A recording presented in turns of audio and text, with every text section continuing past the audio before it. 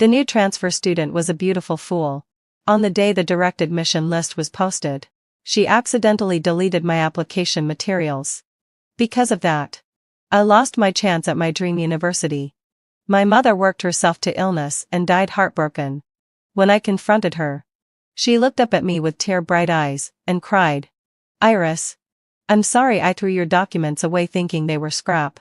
Besides, your family's so poor, you wouldn't be able to pay tuition at a top school anyway.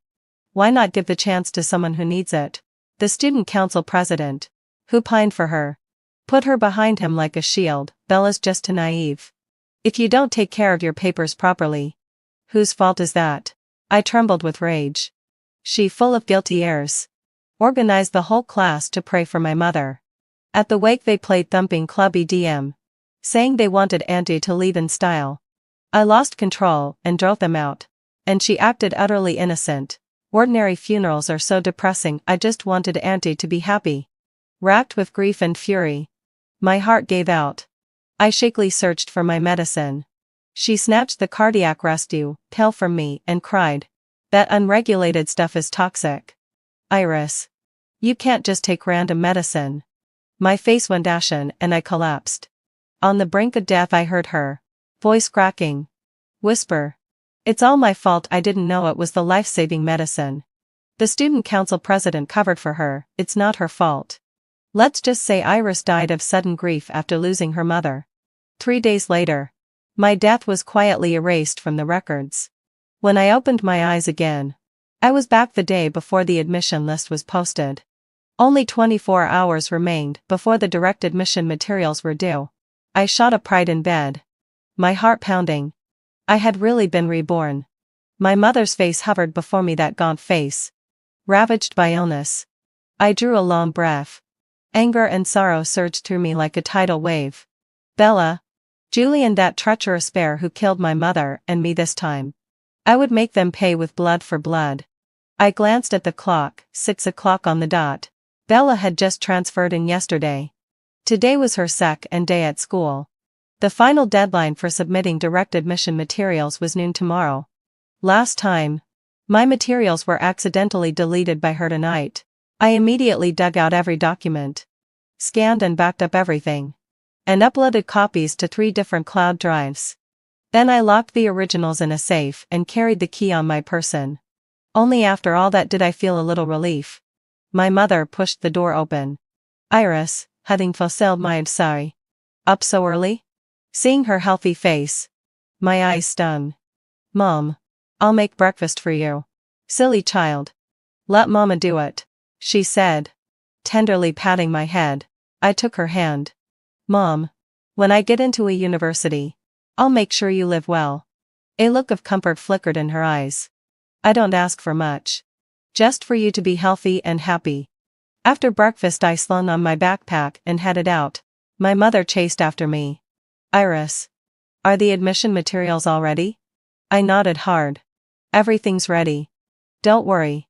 "That's good." She exhaled, relieved. "Our whole hope is pinned on you." Our feeling rose in my chest. Last time, when my mother learned I'd been denied the direct admission, the disappointment in her eyes etched itself into my memory. This time, I would not let that tragedy repeat. At school I went straight to the academic affairs office. "Grace, I'm here to submit my admission materials." Grace looked surprised. "Isn't the deadline tomorrow?" "I'm afraid something might go wrong. I want to hand them in early." Grace smiled. "You're always so cautious." "All right, I'll enter them into the system now."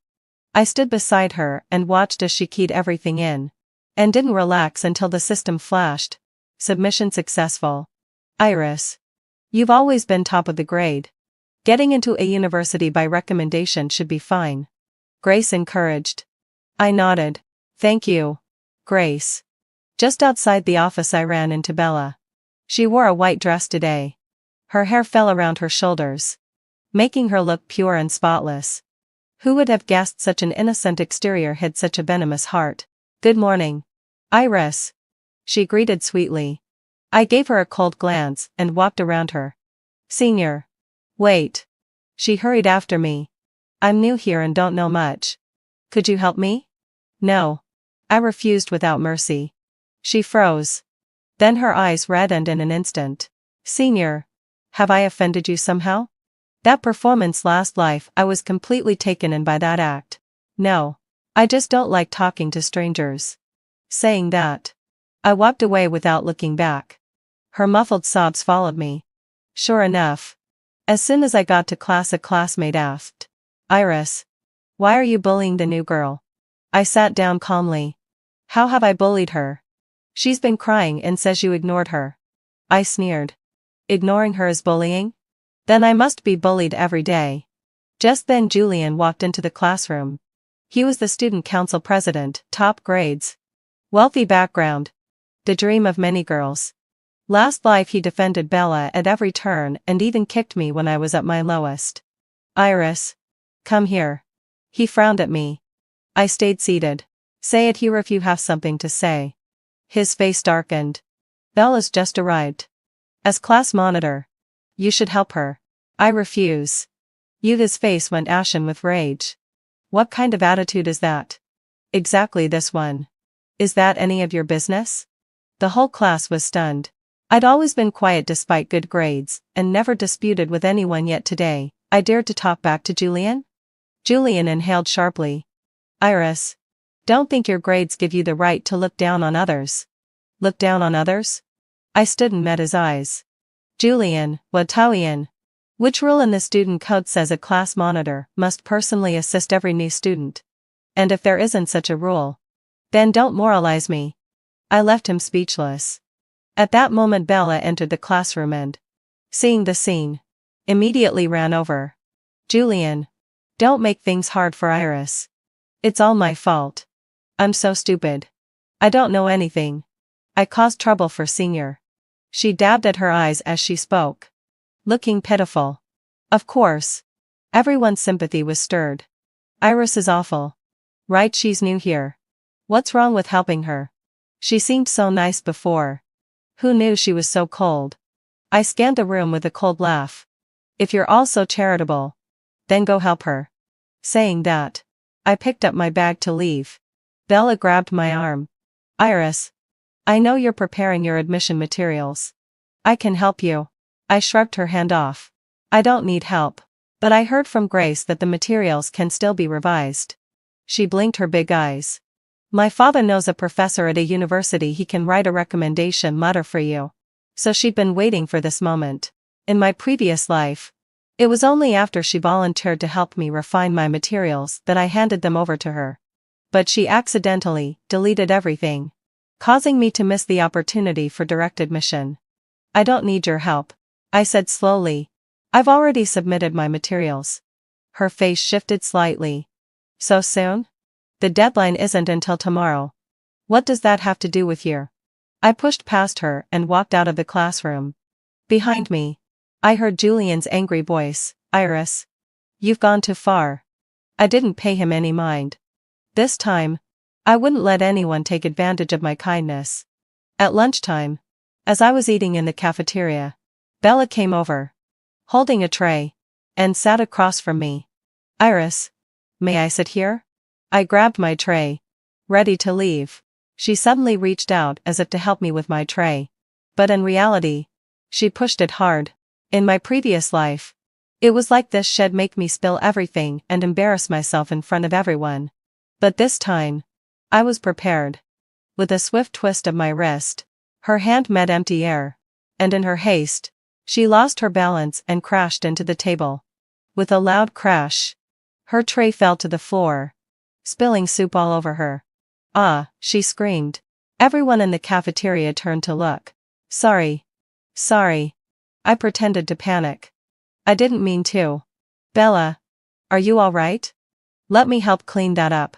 I picked up a napkin and intentionally smeared the stain on her skirt, making it larger. Her face turned pale with anger as she shoved me away and ran out of the cafeteria. Around us, students whispered among themselves. What's going on? It looks like a new student tripped by herself. Iris was just trying to help. I feigned guilt. It's all my fault. I should have steadied her. This was her turn to face the consequences. In the afternoon, Bella didn't come to class. After school, I made a detour to the print shop. Boss, I didn't fulfill my obsession. Could you check the surveillance from today? Did a girl come by around noon? The boss recognized me. Iris. What happened? I suspect someone tampered with my files. The boss checked the footage. A girl in a white dress came by at noon, saying she was printing materials for a classmate. So it was her. In my previous life, she came to the print shop at noon, using my name to access my files and delete them. Did she print anything? No. She just worked on the computer for a while and then left. I sneered inwardly. She came to delete my files, not to print. Boss, could you give me a copy of that footage? Of course. With the evidence in hand, I felt more confident. Bella, your foxtail is showing. During evening study, Bella came back. She had changed into a different outfit, but her eyes were still red. As soon as she entered the classroom, a few girls rushed over to her. Bella, are you all right? That was terrible at lunch. Bella shook her head. I'm fine. I'm just clumsy. Then she looked at me. Iris was just trying to help me. Her sugary words made me nauseous. I lowered my head to focus on my work, uninterested in her. Halfway through the evening session, Julian entered the classroom. Iris, come outside for a moment. I looked up at him. If you have something to say it here. He took a deep breath. It's about your materials for direct admission. My heart skipped a beat, but I kept my face neutral. What about them? The academic office said there's a problem with your materials. You'll need to resubmit them. Here it comes. In my previous life, Julian was the one who passed on this fake news, prompting me to hand over my materials to Bella for help. Is that so? I stood up. I'll go to the academic office right now. Julian hesitated. The office is closed now. It's fine. Grace lives on campus. I'll go find her at her dorm. I started to leave. Bella suddenly stood up. Iris, there's no need to trouble Grace. I noticed some formatting issues with your materials, so I told Julian about them. I've already fixed it. I'll give it back to you first thing tomorrow morning. I looked at her coldly. When did you see my materials? Her face shifted slightly. Well, during noon at the print shop. Oh? I pulled out my phone. How coincidental. I just picked up the surveillance footage from the print shop. Shall we take a look together at what you were doing on the computer? Her face turned white in an instant. Julian frowned. Iris, what do you mean by this? What do I mean? I sneered. I suspect someone deliberately deleted my files. Bella, do you dare say you didn't tamper with my files? The classroom fell silent. Everyone watching us. Bella's lips trembled. I just wanted to help. Help me? I took a step closer. Then why did you use my name to access my files? Why did you spend so long on the computer? What exactly did you delete? She suddenly burst into tears. I didn't delete anything. I really just wanted to help you. Iris, I know you don't like me, but you can't accuse me like this. Seeing that she was about to start her little performance again, I opened my phone. The surveillance footage clearly showed her working on the computer for a full 10 minutes. Her expression changed from smug to nervous. And finally, she hurriedly left. This is what you call helping me? The entire class was in an uproar. Although the footage didn't show exactly what she did, her expression was enough to say it all. Julian's face darkened. Maybe she really did try to help you with the formatting. Really? I sneered. Then let her demonstrate right here. Does it really take 10 minutes to change a format? Bella cried even harder. I'm sorry. I'm sorry. I did delete something. But it's because your materials were too arrogant. I was afraid the judges wouldn't like them. So I made some changes for you. I really did it for your own good. What a noble, for my own good. Since you admit to deleting them, then please restore them. I don't remember what I deleted, she said softly. Don't remember? I sneered. Let me help jog your memory. You deleted all my application materials, including my transcript, award certificates, and recommendation letters. Didn't you? She suddenly looked up, shock flashing in her eyes. Clearly, hadn't fulfilled my obsession. She hadn't expected me to know all the details so precisely. "I've called the police," I said, taking out my phone. Maliciously deleting someone else's important documents is illegal. "No," Bella screamed, lunging toward my phone to snatch it from my hand. I sidestepped. And she missed, crashing to the ground. Julian immediately rushed to help her. "Bella. Iris. You've gone too far," he shouted angrily. "It's just some documents." "Just some documents?" I sneered. "That's the result of 12 years of hard work. That was the only hope for my mother and me. You may think it's nothing, but to me, it was my life." My voice shook, and my eyes burned with tears. I thought back to the look of despair in my mother's eyes in my previous life. I wanted nothing more than to tear this treacherous pair to pieces. The classroom fell into a deep silence. The other students were visibly affected by my emotions, their gazes turning cold toward Bella. Did she really delete them? That's so cruel. I even felt sorry for her. Bella panicked, grabbing Julian's hand. "I didn't do it on purpose. I really didn't mean to." Just then, Grace hurried in. "What's going on?" "Iris. I heard your materials were messed up." I explained the situation to her. Grace's face turned pale. "Bella. How could you do something like this?" "Teacher. Bella tried to defend herself. Grace cut her off. "I'm going to check the system right now to see if the materials were really deleted. If they were, this matter must be handled seriously."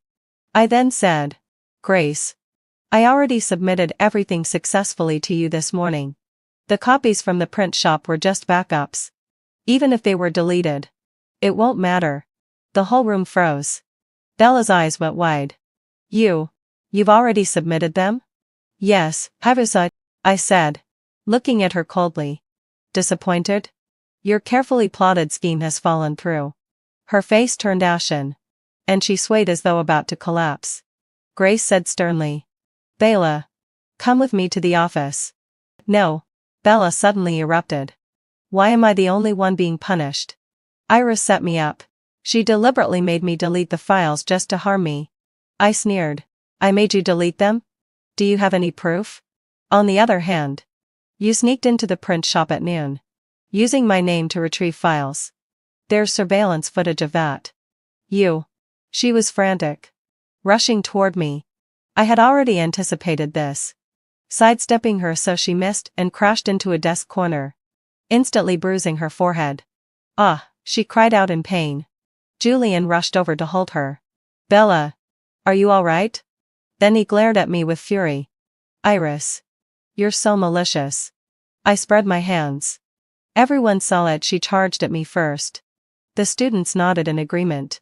Yes, having fulfilled my obsession. It was Bella who started it. Iris just dodged her. Who can we blame? Grace's face was stern. "Enough. Everyone come with me to the office." In the office, Bella was crying bitterly. "Teacher. I really know I was wrong. I was just jealous of Iris's grades. And I got carried away. Please don't tell my parents. They'll kill me." Grace furrowed her brow. "Now you know you were wrong? Have you thought about the consequences? If Iris really loses her direct admission chance because of this, her whole future will be ruined." Bella cried even harder. "I didn't know it would be this serious. I thought she was so smart. She must have another way." Julian chimed in. Teacher. Bella already knows she was wrong. And Iris's materials weren't affected. So can we." "Julian," Grace interrupted sharply. "As the student council president, not only are you not upholding fairness, but you're also covering for a student who made a mistake?" Julian's face turned red with anger. "I just think she deserves a chance to correct her mistake." I scoffed. "Correct? If I hadn't submitted my materials early, would there still be a chance to correct anything?" "Julian, the way you're protecting her. Could it be?" I gave them a meaningful look. Julian immediately denied it. "Don't talk nonsense. I'm only doing this out of friendship." Bella hastily added. "Yes, I've fulfilled my obsession." "Yes. Julian's just a kind person." But their reactions were too exaggerated, making their cover-up even more obvious. Grace could clearly see through it now. Her face darkening. I will report this to the school. Bella. You'll have to wait for the consequences. Teacher. Bella suddenly kneeled with a loud pad. Please. I beg you. My family is poor. It was so hard for me to transfer here. If I'm punished, it's over for me. Poor? I remembered in my previous life. I later found out that her family was actually very wealthy. And her father was a construction contractor. Does being poor give you the right to harm others? I said coldly. My family was even poorer. My mother worked as a cleaner to support my education. You ruined my future. It's the same as taking the lives of my entire family. Bella froze. Clearly not expecting me to say this. Grace sighed. Everyone go back for now. And wait for the school's decision. After leaving the office, Julian stopped me. Iris. Leave some room for others. Leave room? I sneered.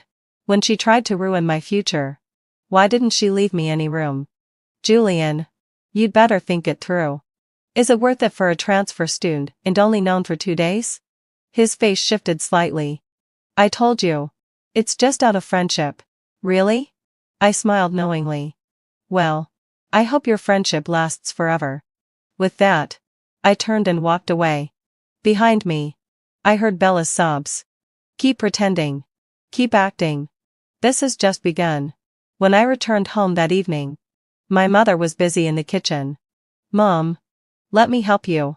No. No, you go study. My mother said with a smile. By the way, have you submitted your materials? I have. Everything went smoothly. That's good. My mother sighed in relief. Our Iris is the best. Looking at my mother's loving smile, my throat tightened. In my previous life, when she found out that I had failed to be directly admitted, she said it was fine, but I clearly saw her secretly wiping away her tears. Later, to gather the money for my retake, she worked day and night, eventually exhausting her health. This time, I would not let the tragedy repeat. After dinner, I received a call from my homeroom teacher. Iris. Tomorrow Bella will apologize to you in front of the whole class. The school is taking this matter very seriously. She might even get a major demerit. I responded calmly. Thank you, teacher. Iris.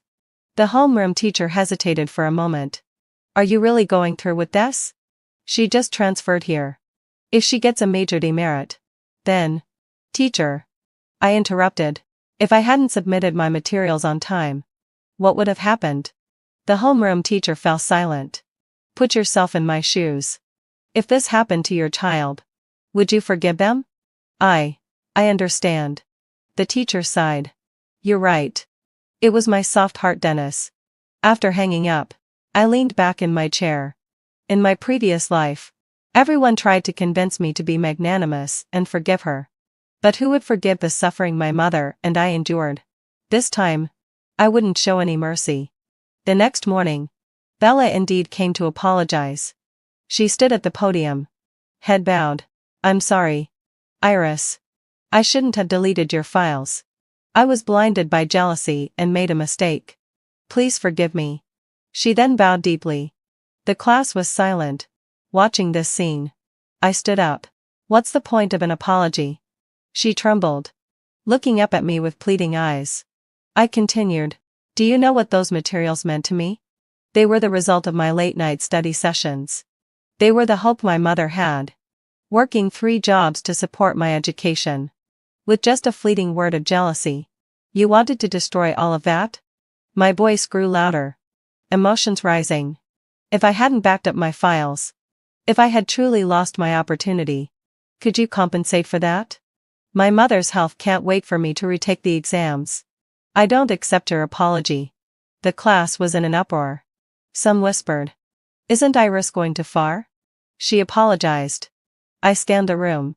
If someone maliciously deleted your college application files, causing you to fail, would you forgive them? The room fell silent. Indeed, putting myself in their shoes, who could forgive that? Bella stood at the podium, tears streaming down her face. Julian couldn't stay silent. Iris. Enough already. Enough? I sneered. Julian, why? If you care so much, why don't you take her punishment instead? His face turned ashen. Don't go too far. Go too far? I walked up to the podium and looked Bella in the eye. Yesterday in the office, you said your family wasn't well off? But the skirt you're wearing is a limited edition. Over 3,000 for one. Your bag is a designer piece. Over 5,000. The phone you're using is the latest model. Over 8,000. Is that what you call being poor? With every item I listed, Bella's face grew paler.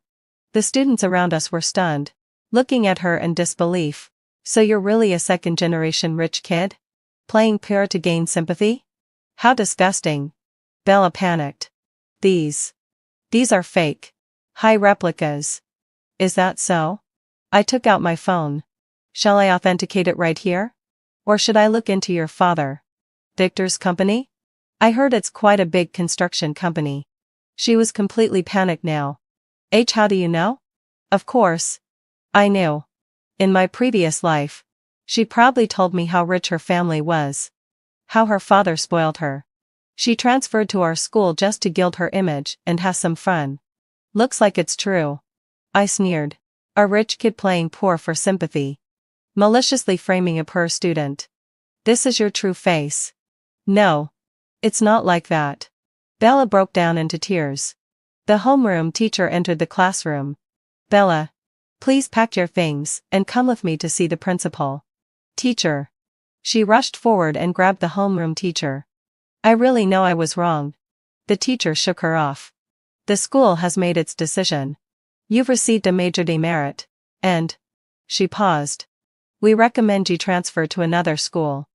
Boom. The news hit the class like a bomb. Bella crumpled to the floor. No. Please don't. Julian rushed forward. Teacher. This punishment is too harsh. Harsh? The homeroom teacher said coldly. Deliberately ruining a classmate's future isn't harsh enough? Julian. As the student council president. I'm very disappointed. Julian's face turned deathly pale. I stood to the side, coldly observing the scene. This is your retribution. But it's still not enough. Bella was taken away, casting a hateful glance at me as she left. I met her gaze without fear. Come on. Let's see who will win in the end. After class, having fulfilled my sigh, Julian found me. Iris, are you satisfied now? Not quite. I said calmly. Compared to what she tried to do to me. This is nothing. You. He gritted his teeth in anger. You're insane. Insane? I laughed. Driven insane. Julian. I advise you to stay away from her. Otherwise, you'll be the next unlucky one. He sneered. Are you threatening me? It's not a threat. It's advice. I said, looking him in the eye. Do you really think she's that innocent? She only approached you because of your student council president position. Just like how she pretended to be poor for sympathy. Everything's an act. His face changed slightly. What are you talking about? Whether it's nonsense or not, you know in your heart. With that, I turned and walked away. Behind me, I heard him shout in anger, Iris. Stop right there. I ignored him. Julian let out a low sigh. Your time is coming too. Bella's transfer news quickly spread across the school. But I knew. This wasn't the end. Sure enough. 3 days later, I was stopped at the school gate. A few punks with dyed hair surrounded me. You're Iris? I took a step back, warily eyeing them. What do you want? Someone asked us to give you a message. The leader of the punks sneered. Don't get too cocky. Watch out. As they closed in on me, I was about to shout when a voice rang out. Stop. A few teachers rushed over. What are you doing? The punks cursed and ran away. The teachers asked with concern. Iris. Are you all right? I shook my head. Thank you. Teachers. Be careful in the future and inform the teacher if anything happens. I nodded, suppressing a cold laugh in my heart. Bella, your true nature has finally been exposed. Hasn't it? That night, I reported the incident to the police. The authorities took it seriously, and they quickly retrieved surveillance footage from the school gate, soon catching the group of thugs. They confessed that a girl named Bella had paid them to scare me. The evidence was irrefutable. And Bella was summoned to the police station. I also gave my statement. When I saw Bella at the police station, she was no longer the fragile girl she once appeared to be. She glared at me with venom in her eyes. "Iris. You ruined me." I calmly replied. "You ruined yourself. I'll make you pay for this." She screamed hysterically. The police officer scolded her. "Calm down." In the end, Bella was detained for 5 days for provoking trouble. When her father came to bail her out, I happened to see him. He was a middle-aged man with a potbelly. Obviously a nouveau riche. He pointed at me and cursed. "You're the one who ruined my daughter? Little slut. Just wait." The police immediately intervened. "Keep it up, and we'll detain you too." He finally shut up. But his eyes were full of threats.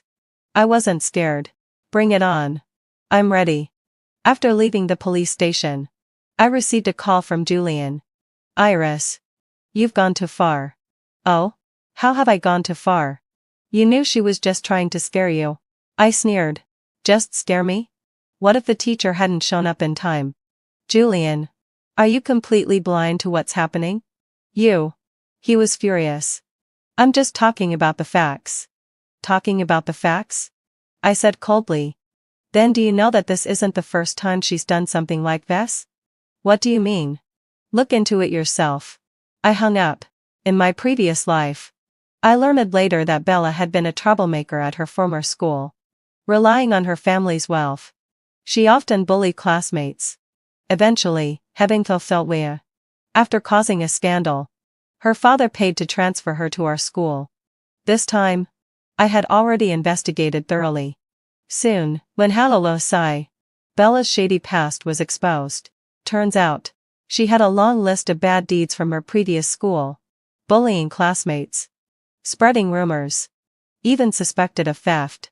Every time, her father paid to settle things. Now, the entire school knew her true nature. Julian finally came to his senses. He found me. His face conflicted. "I'm sorry." I looked at him coldly. "It's too late." "Iris." Julian." I interrupted him. "What disgusts me most isn't that you protected her.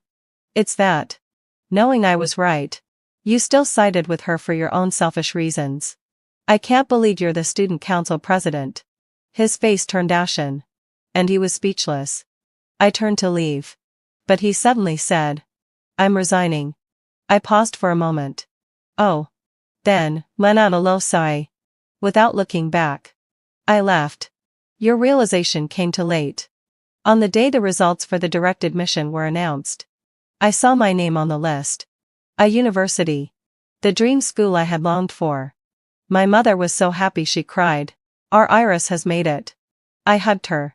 "Mom. Things are going to get better for us." "Silly girl." My mother wiped her tears. "I don't ask for anything else. I just want you to be healthy and safe." My classmates came to congratulate me. After all that happened, their attitude toward me had changed. I was no longer just the bookworm who only knew how to study. I was someone with principles and boundaries. "Iris. Congratulations." "Thank you. We used to misunderstand you. You're really a good person." I smiled but said nothing. I don't need everyone to understand me. I only need to protect the people I care about.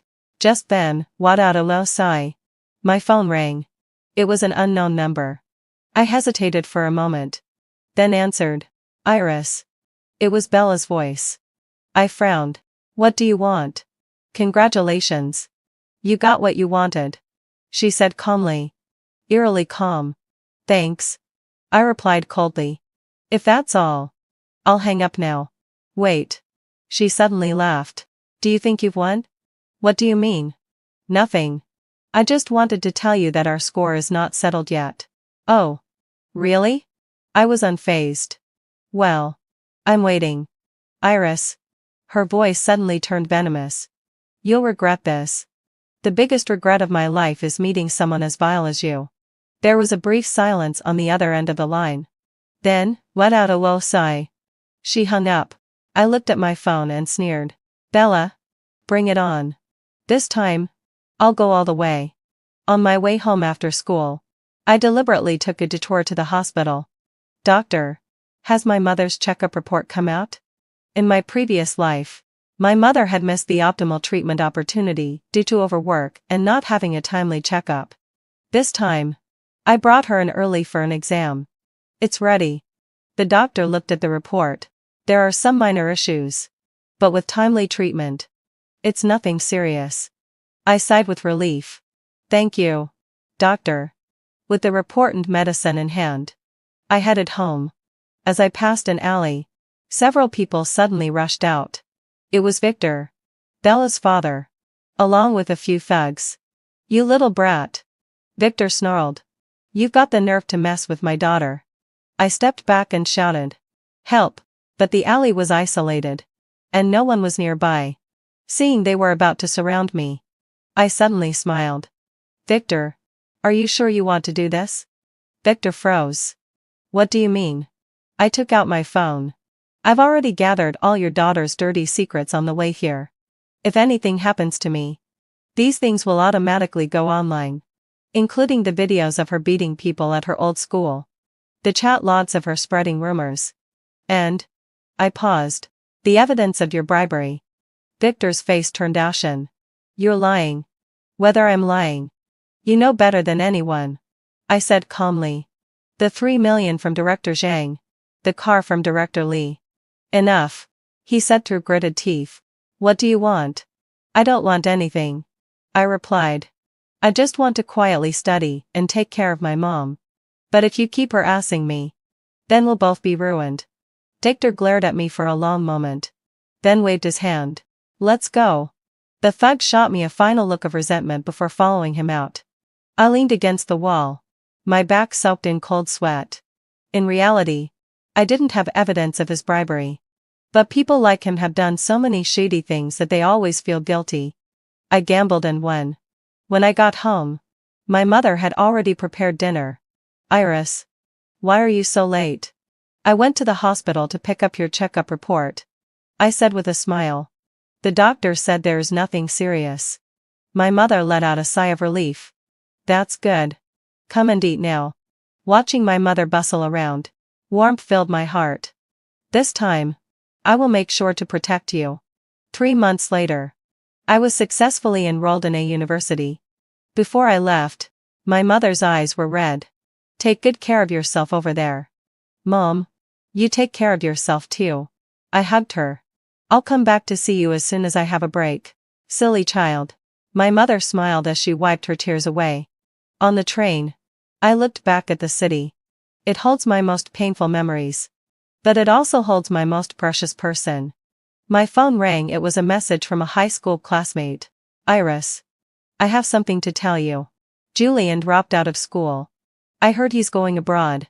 Bella transferred to another city too. I think something happened with her father's company. I looked at the message, but didn't reply. Let the past be the past.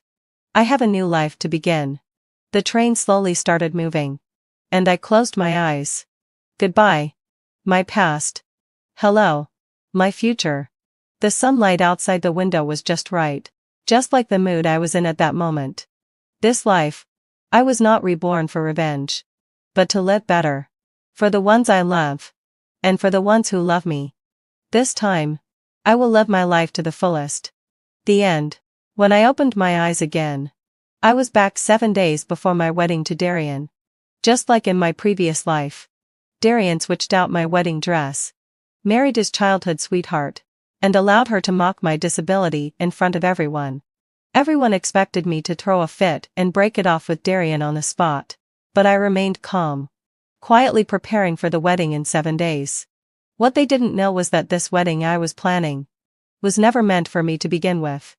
Alara, we're terribly sorry, but the gown you reserved yesterday has already been purchased by someone else. Alara. Miss Alara? The store assistant's timid voice pulled me back to reality. I came to my senses and glanced around at the wedding dresses glittering under the lights. I could barely contain the wave of excitement that washed over me, forcing myself to keep from smiling. That's all right. I've got something else to do. I'll come back in a few days to choose. No one knew that I had been reborn. Back to a week before my wedding to Darian. My best friend Zara, who had been practically dragged out of the bridal boutique, looked at me strangely. Your wedding with Darian is in a week. Are you sure you can afford to not choose your dress today? At the mention of Darian, a rare image of him in a crisp suit, elegant and charming, flashed through my mind. But thinking of him now didn't stir any feelings in my heart. Everyone believed Darian was marrying me out of gratitude. And honestly, they weren't wrong. He was handsome, capable, if I hadn't lost half my arm saving him back then, he probably would have never even looked my way. So I just shrugged. I don't want to marry him anymore. Zara's eyes widened. She reached out to feel my forehead. No fever. Who was it that chased Darian for years like a lovesick puppy, and now suddenly doesn't want to marry him? I batted her hand away, my expression serious. I figured it out. Darian's only marrying me out of obligation. There's no good ending for us. I don't want to go through with it. I wasn't lying to Zara. In my last life, neither Darian nor I had a good ending. I had loved Darian for over 7 years and lived with him for 2. The moment he proposed, I impulsively agreed without a second thought. Looking back now, I hadn't thought things through at all. 1 week later, I blindly married him. At first, married life was polite and respectful, until I found out that his business partner was none other than his childhood sweetheart Serafina. I'd heard all about Darian and Serafina's love story. They were childhood friends, inseparable since youth. If Serafina hadn't insisted on studying abroad in Germany despite her family's objections, I would have never had the chance to swoop in and marry Darian. People always compared me to Serafina. They said I wasn't as beautiful, didn't have her family background, didn't match her capabilities. I didn't care at first, but over time, even the toughest shell is worn down by relentless words. Darian's subtle scrutiny and the endless comparisons began to chip away at my confidence and reason. I cried and fought with him, trying to force him to cut ties with Serafina. At first, Darian explained things patiently, but eventually, he started slamming the door in my face. I became that crazy woman in his eyes. Later, even our grown son sided with him, urging me to divorce. Mom, you and Dad lied into different worlds now. Why can't you just let go? Everyone thinks Serafina is Dad's real wife now. Can't you think of the family's reputation for once? They all called me crazy, but no one ever asked why I went mad. I knew dragging things on with Darian would get me nowhere, but I was unwilling. I couldn't accept that over 20 years of love and devotion would vanish without even a ripple. Even if I had to die, I wanted to die wearing the title of Mrs. Darian. Darian had no other choice. He stopped coming home, stopped speaking to me. He tried to erase me from his life through cold silence. His family's old estate became my cage. And so, we tormented each other for over 30 years. Until my 60th birthday. I saw a photo on social media: Darian, Serafina, and our son. They stood together, the picture of a happy family. I looked up and barely recognized the old woman in the mirror staring back at me. We were the same age, me, Darian, and Serafina. But they were glowing with youth while I looked like I had 1 foot in the grave. At that moment, all the resentment, pain, and years of bitterness seemed utterly worthless. But luckily, heaven gave me another chance. I was back before the wedding. I still had a chance to start over. When I got home, Darian had already set the table. Did you pick a dress? He asked, placing a slice of tenderloin in my bowl. He always remembered what I liked to eat. Without looking up, I picked up my chopsticks and pushed the meat aside. I picked one. Odd. I wonder what happened at the boutique today. The gown I chose last time was suddenly taken by someone else. Darian's chopsticks froze my jaw for a second. When I looked up, he'd already regained his composure. It's just as well. That sleeveless one didn't suit you anyway. As he said it, his gaze swept briefly over my right arm. Just like before, that gorgeous sleeveless wedding dress had suddenly been bought by someone else days before the wedding. Back then, I was too blissfully excited to marry Darian to care. Only later did I find out he paid double to take that dress. Because I didn't want people to talk about you. I glanced at my right arm. The once whole limb now replaced with a metallic prosthetic. I remember the mid-sleeved one was nice too, I said casually. Darian acted as if the missing down had nothing to do with him. I couldn't be bothered to argue. I skillfully raised my bowl with my prosthetic. I know it was you. Was it for Serafina? Darian froze. He'd kept his partnership with Serafina secret, but now that I brought it up, he knew the game was up. He frowned. I know you're bothered by my past with Serafina, but we're just business partners now. We're about to get married. Can you please stop overthinking? There's an employee wedding event coming up at the company. Serafina saw the dress and thought it was perfect, so I bought it for her. Besides, you really didn't suit that sleeveless design. With your prosthetic. Forget it. Seeing my face grow darker, he sighed as if conceding. All right. If you're really upset, they can just take it back after the event. Darian. I put down my chopsticks heavily. Are you embarrassed by my prosthetic? Darian's face turned cold. Am I not just stating the truth? It's just a wedding dress. Alara. Can you not make such a fuss over nothing? Fine. Ben, what do you want to do? Just cancel the wedding? Only then did I finally realize Darian was trying to force me to back down. In my past life, this is exactly how it always went. As long as something involved Serafina, Darian would use my love for him to pressure me into compromise. If it were the old me, faced with the choice between changing the wedding dress or canceling the wedding, I would have compromised without hesitation and dropped the matter. But now I no longer wanted to marry him. So I nodded. All right. Just as you wish. Let's cancel the wedding. Darian clearly hadn't expected me to say that. He stood frozen for a full 30 seconds before letting out a laugh, not in anger, but in disbelief. Alara. You said that yourself. Don't regret it later. He stood up and stormed out, slamming the door so hard it shook. I looked at the beautiful dishes in front of me, but I had completely lost my appetite. I had known for a long time that Darian only proposed out of pity, but now that he'd actually admitted it, the pain still hit me like a knife to the heart, stealing the breath from my lungs. I closed my eyes and took a few deep breaths, trying to ignore the suffocating ache lodged in my chest. 7 days. Just 7 more days.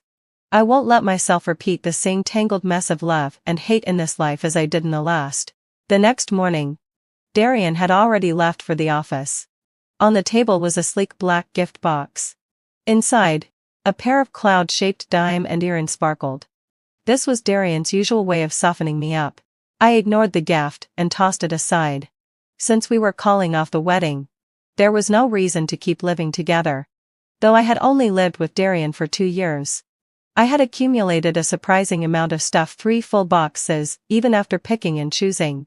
I had just sent a text to Zara asking her to help me find a place when I got a message from Darian. He asked me to bring a document to his office. I didn't want to see his hypocritical face, but I didn't want things to get too ugly either. So I went. After 2 years of living together, this was my first time stepping into Darian's company. The receptionist gave me a suspicious look, her gaze lingering on my right arm for an uncomfortable amount of time.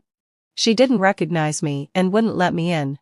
Left with no choice, I braced myself and called Darian. The phone rang for a while before he abruptly hung up, under the receptionist's watchful eyes. I had to call Darian's assistant instead. Only then did the receptionist tell me where he was. Miss Alara, President Darian is in the conference hall. Please wait in his office. I declined the offer to be escorted and took the elevator alone. Behind me, I heard the receptionist whispering. No way. The real one showed up. Isn't President Darian and Serafina already?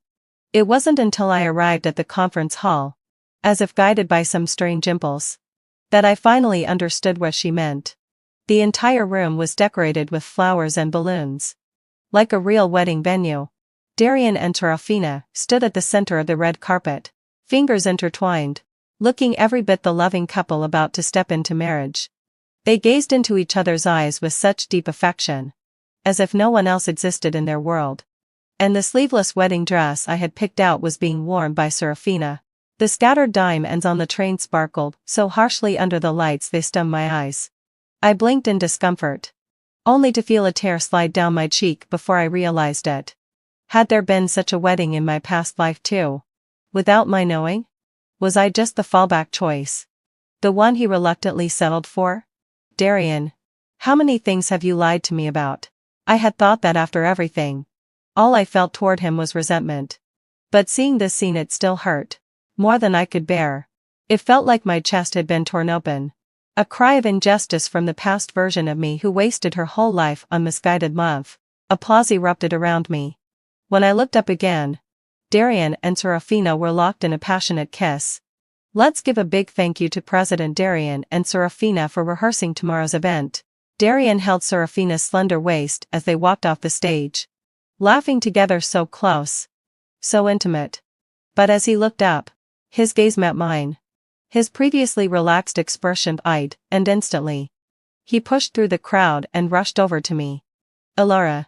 It was just a rehearsal. Don't misunderstand, it was just stage blocking. Even the kiss was faked. He reached out to wipe the tear from my cheek, but I turned my head and dodged him. I cut him off. I know. My calm response caught him off guard. It seemed like he only knew how to deal with me when I was yelling. It was Serafina who broke the silence. President Darian. Mr. Lion is looking for you. Ah, and this is. Serafina didn't bother hiding the malice in her eyes. Her gaze landed on my prosthetic, and she suddenly smiled knowingly. Elara. Right? President Darian talks about you often. It's true, seeing is believing. Right in front of me. Serafina hooked her arm around Darian's shoulder and leaned close to his ear. Go ahead. I'll entertain Elara for you. Darian gave her a cold glance and gently pushed her arm off, such a small gesture. Yet it made Serafina's expression stiffen. Then he reached out and touched my hair. Just let Serafina keep you company for a bit. I'll be right back. As he walked away, Serafina didn't even bother to fake a smile anymore. She touched the wedding dress she was wearing. You really have good taste. Elara. This dress is gorgeous. I couldn't be bothered with her petty provocations. But she wasn't done. It suits me so well. Don't blame Darian. She added sweetly. He just has a good eye. Thought it looked better on me. Once I mentioned it, he ordered it right away. Her words were laced with innuendo. But it's such a pity a beautiful wedding dress wasted on someone so undeserving. Only then did I glance at her. It really is a pity. Now that it's been soiled by a dog, no one else should wear it. Serafina's expression froze. She clenched her teeth and forced out a few words through the gaps. Don't get cocky. Even if you marry him, it doesn't mean you can win against me. You want trash that badly? Are you a scavenger or just have a fetish for garbage? Then take it, it's yours. I patted Serafina's shoulder with deliberate meaning and didn't bother wasting another word on her. I turned to leave. But before I could take a step, I felt her grab one of the fingers on my prosthetic hand. Darian's mom. Serafina suddenly raised her voice, drawing the attention of those around us. Please don't be mad. I'll apologize right away. Before I could even react to what she was trying to do, she suddenly bent over and pulled with force. A sharp pain shot through the remains of my right arm. When I looked again, Serafina had already yanked off my prosthetic and thrown it to the ground. My incomplete arm was exposed to everyone, and the surrounding murmurs stabbed into my ears with cruel clarity. Is that Elara? The one who's about to marry President Darian?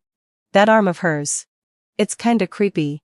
She didn't force Darian to marry her out of some guilt thing. Did she?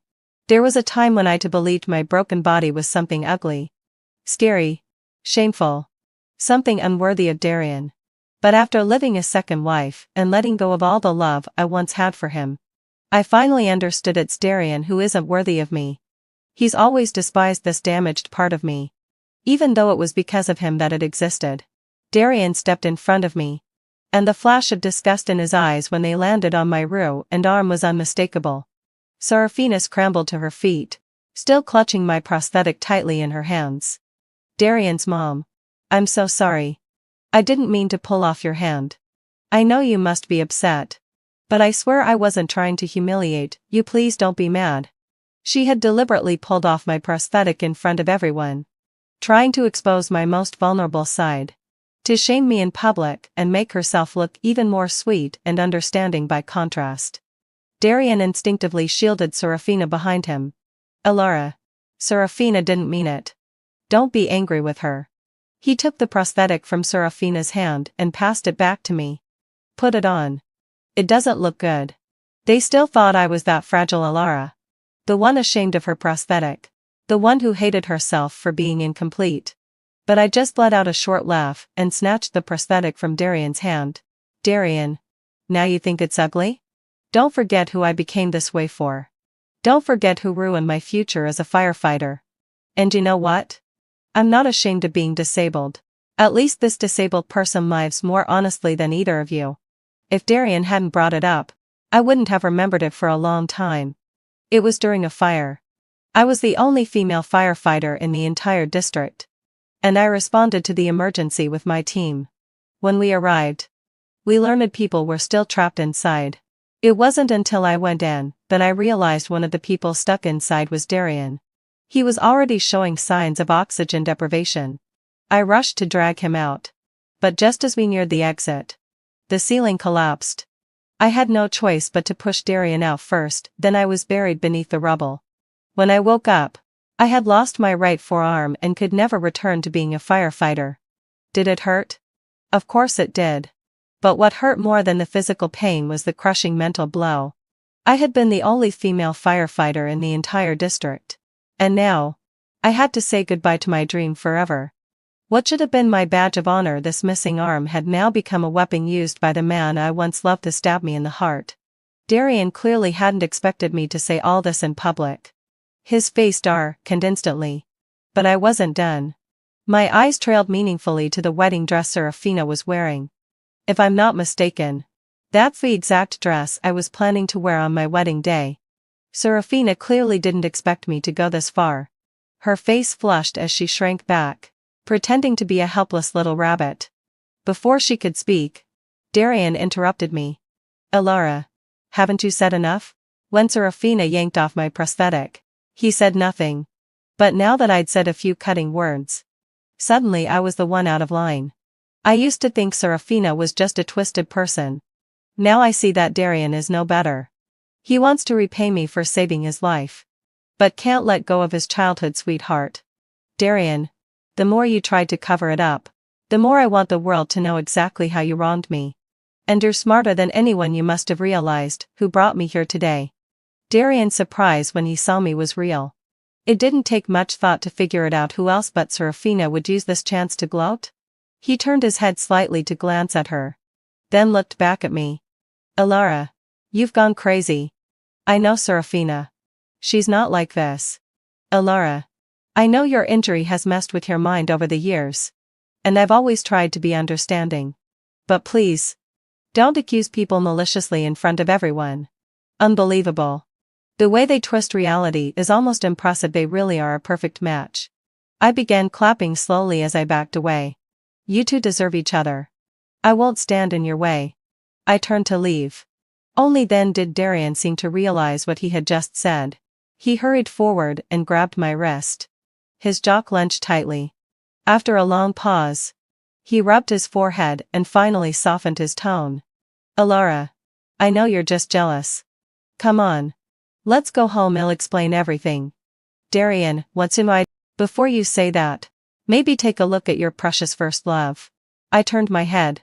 Serafina was sitting on the floor, her eyes slightly red, clutching her stomach.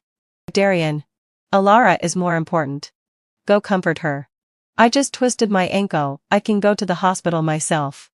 Darian hesitated, then let go of my hand. Alara, Serafina doesn't have any friends or family here. I can't let her go to the hospital alone. Go home first. I'll explain everything once I'm back. But I'd already thrown those words far behind me. There were 6 days left. I had to break off the engagement. There's no way I'm spending the rest of my life with garbage like this. Darian didn't come home that night. The next day, I went to the Darian family estate. After all, it was Darian's mother who had finalized our engagement back then. Now that I'd decided not to marry him, it was only right to inform her personally. When I arrived, she was practicing calligraphy. I walked over and skillfully helped her grind the ink. After a long silence, she finally sighed and turned to me with a gentle tone. Alara, Serafina and Darian are just work partners right now. If you don't want to see her, I'll have the board find a reason to kick her out of the company. Your arm was lost because of Darian. Now that you want to call off the wedding, how am I supposed to explain this to your father? In my past life, I was tormented into obsessively believing that if it weren't for Darian, I would never have had to give up my beloved job as a firefighter. But this time around, I figured it out. I was a firefighter back then. I would have gone in to save anyone, regardless of who it was. Losing my arm had nothing to do with Darian. I've come to terms with it was my own obsession. I don't want to destroy myself over it. Seeing the determination on my face, Darian's mother dismissed my words with a calm expression. Think it over again. Marriage is a serious life decision, not something to take lightly. And if you cancel the wedding at this point, everyone will say the Darian family isn't trustworthy. She never directly answered me, meaning she didn't agree. I could only silently follow her downstairs. From the living room came a woman's delicate voice. That's when I realized Darian had arrived at some point, holding Serafina in his arms. Darian's smile froze on his face when he saw me. And Serafina, who had been so smug earlier, now became demure and respectful and fronted Darian's mother. None of us said a word. Eventually, having fulfilled what I'd say, Darian gently placed Serafina on the sofa and spoke cautiously. Mom, having fulfilled my obsession. Alara, Serafina sprained her ankle and has trouble walking. I'd like her to stay here at the family home for a few days. We did grow up together. Darian and Serafina were childhood friends. But his mother had never liked her. In her words, Serafina always had scheming written between her brows. Darian didn't dare talk back to his mother, but he had no problem lashing out at me. Alara, I told you I'd explain everything at home. Can you stop running to my mom with every little thing? Oh? You mean how you gave Serafina Alara's wedding dress? Or how you threw your fiancé's dignity on the ground for that woman? Do you have any idea what kind of damage this could do to the Darian family's reputation if it got out? Mom, hadn't fulfilled my obsession, Darian said anxiously. This has nothing to do with Serafina. Alara misunderstood. I'll clear things up with her. But Darian's mother cut him off. I don't care what kind of person she is, just look at the foolish things you've done for her. Let me be frank with you, Alara already told me she doesn't want to get married. No. Darian hadn't even heard the full sentence before leaping to his feet. At that moment, I noticed a flicker of change on Serafina's face. She instinctively touched her stomach. In an instant, I connected that gesture with her recent behavior. Serafina hadn't been provoking me, because she felt threat, and by my upcoming wedding with Darian. She was doing it, because she was pregnant. Darian's mother pulled him into the study. Now alone, the silence between me and Serafina became suffocating. I had no interest in fighting over a man, so I turned to leave, but her words stopped me. You really don't want to marry Darian anymore? I turned to look at her. Her face no longer bore jealousy or smugness. She looked calm like a still, lifeless lake. You should know that Darian's mother won't agree to call off the engagement. She was right. Back when the Darian family publicized the heroic story of Darian marrying the firefighter who saved his life, it became a key part of their image. If news of the engagement breaking off came out right before the wedding, no matter the reason, people would be pointing fingers at the Darian family behind their backs. Darian's mother was, at her core, a businesswoman. She would never make a losing deal. Serafina looked at me. I'll help you end the engagement on the condition that I marry Darian. After leaving the Darian family estate, I received a message from Darian's mother. Alara, don't do anything foolish. The Darian family is your only support. The threat was crystal clear. I ignored her and called my dad. The very first day I was reborn, I told my father and brother that I didn't want to marry Darian. My dad wholeheartedly supported the idea. That brat from the Darian family might look impressive, but he's a paper tiger, he can't even control his own wedding. I could practically hear the expression on his face through the phone. Back then, what a lo soy. He had been the first to oppose my dream of becoming a firefighter. We fought bitterly over it. But when I really did lose my arm, he was the first to stand by me. My brother nearly beat Darian to a pulp outside my hospital room. Darian's mother had to step in, promising that Darian would move in with me and marry me. Only then did my father grudgingly hold my brother back. After that, my father's health collapsed and he went abroad to recover. My playboy brother didn't have the power to manage the family business, and our family quickly declined. That's when Darian's mother gained the upper hand and started threatening me. But she must have practiced calligraphy too long and lost her brain in the process.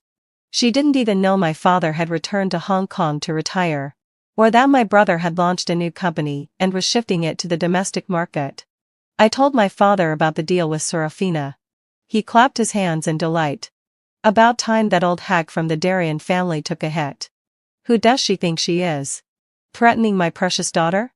I had just finished showering and was lounging in bed with a book when Darian came home. He took off his coat and hugged me tightly from behind, bringing with him the scent of rosewood and roses, Serafina's favorite fragrance.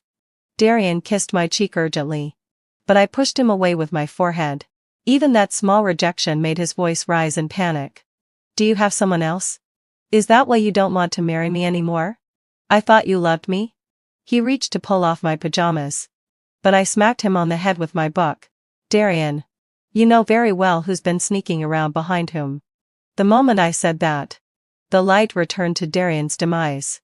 You're still mad about Serafina, aren't you? But she and I are just friends and never abandon you. He reached out to stroke my shoulder, deliberately avoiding the scar on my right arm. Once we're married, I'll be your right hand. He said the same thing the first day we moved in together. Back then, he'd touched the stump of my arm so gently, eyes filled with pain. I refused to look at him. Darian, tell me the truth, are you marrying me out of guilt or love? He froze for a moment, then continued softly. Of course it's love. I closed my eyes. No, I said. In this life or the last. You never loved me. You married me out of guilt, out of responsibility, because you enjoyed being loved wholeheartedly. Darian, we were both wrong. That's why we ended up the way we did in our past life. I turned my head away, refusing to look at Darian. Go to sleep. We have to check the wedding venue tomorrow.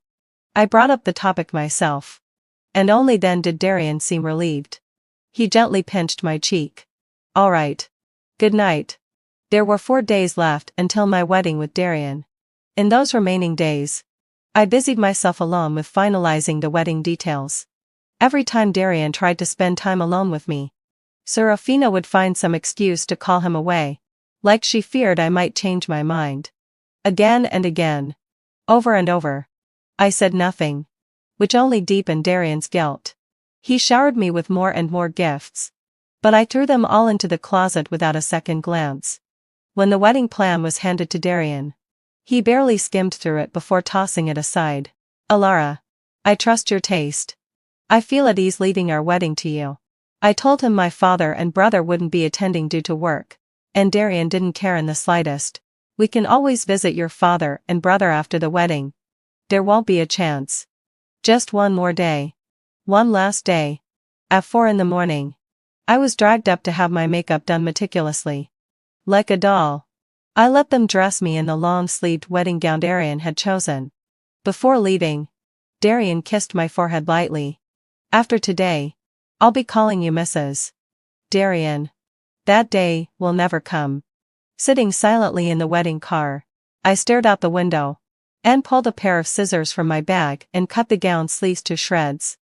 Darian had always maintained this false, self-righteous sense of preserving my dignity, but he never once considered that people grow. He loathed the metallic shine of my prosthetic, when in truth, it was the metal of my bravery. When I arrived outside the chapel, Serafina was already waiting.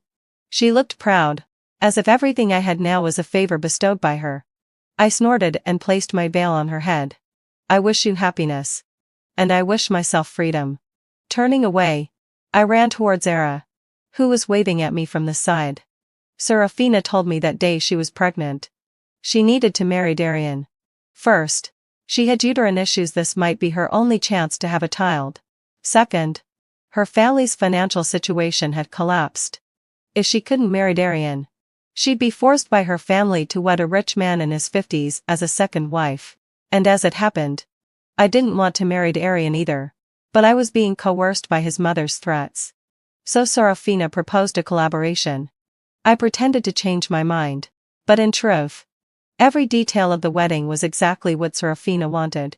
Meanwhile, she kept Darian distracted. So distracted he didn't realize the wedding I was meticulously organizing had nothing to do with me. At the chapel doors, we swapped places. Darian's mother didn't want to cancel the wedding. It was all about saving face for the family.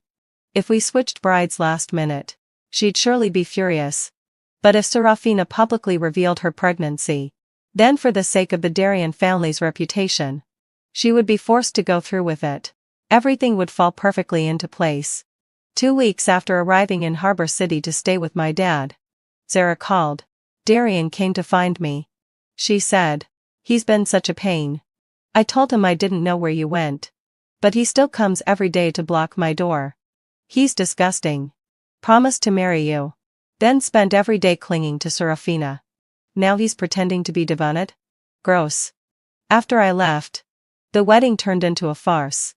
Darian and I had been paraded as the perfect love story. Firefighter rescues Fiank, sacrifices her arm.